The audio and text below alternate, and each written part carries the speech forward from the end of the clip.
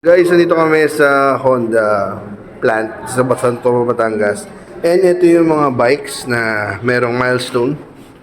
And from 1 million, ayan. Ito guys, oh. Mama na ito ma'am, 1 million na production. Yeah, 1 million production guys. Ito yung OG na XRM. Ayan, oh. May nakakamiss mo dito sa sticker na to. Ayan, sumabit. Ayan, OG. Eh no, makakamiss. OG na XRM. Meron pa dito. Dati kasya kami, tatlo dito eh. Ngayon, kahit sa akin, kulang na ito. Tatlo kami nagkakasan dito dati. Ayan, OG. 1 million production. Then next, ito naman. Pang 2 million production nila. Ayan. Then sa TMX, 3 million. Ayan.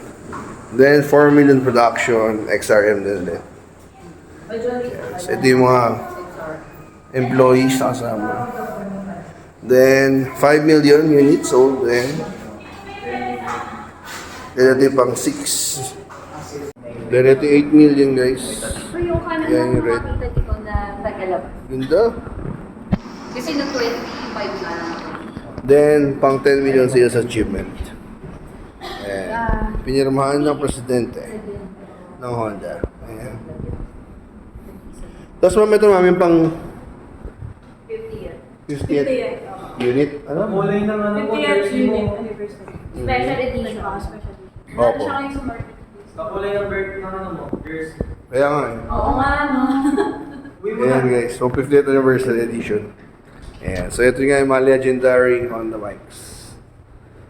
History ni Honda. Ito naman sa side na to.